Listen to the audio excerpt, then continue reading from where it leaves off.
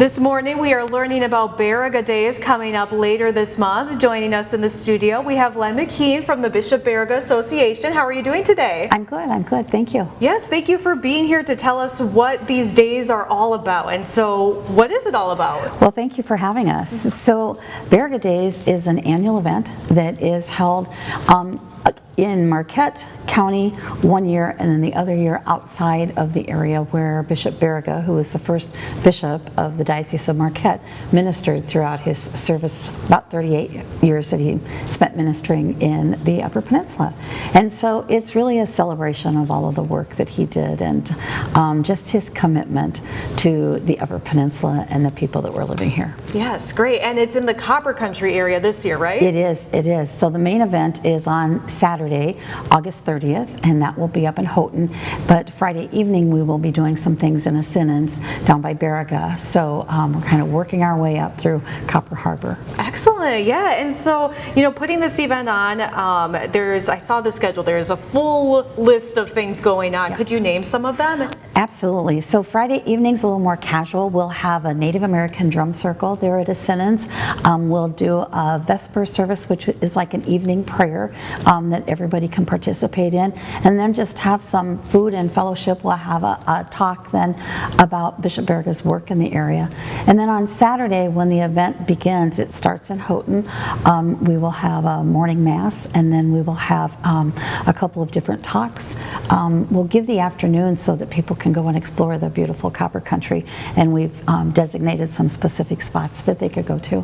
And then we have the 4 o'clock Mass at St. Ignatius will be the Baraga Mass, and that Mass is open to the public. Everybody is welcome, but it will have English, Ojibwe, Slovenian, and Latin components to it. So it's just kind of an incredible coming together of all of the ethnic groups and areas that Bishop Baraga ministered to. And then after that we have a dinner for everybody to celebrate. Yeah, it sounds like it's going to be a great event. And for people who want to attend, is there anything like registration for specific events, or how does that kind of work? The only thing that there's a cost to is the dinner, but we do ask that they register, and they register for the other events, just so we can keep account and make sure we have adequate supplies for the other opportunities that they have.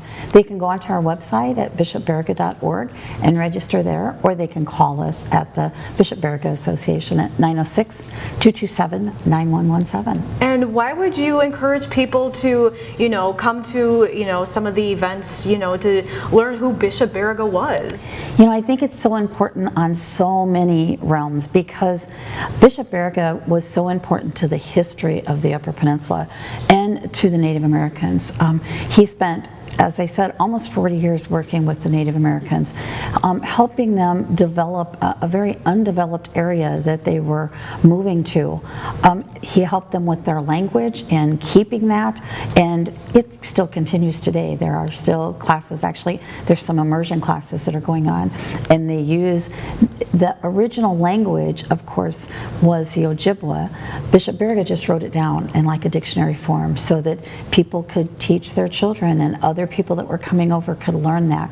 He really believed that if you couldn't speak the native language, you really didn't have any business coming over to work with them. And when I say coming over, he had 17 missionaries, seminarians that followed him over to come over and continue his work.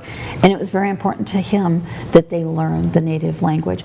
He called it the Ojibwe, so it was really Ojibwe and Chippewa at that time, but of course for any of the tribes. And so I think it's so important because that's their authentic language. He didn't modify it, he just wrote it down for them. Yeah. So I think there's so much history, when you think back of all of that time, and then we're still talking about this man so many years ago.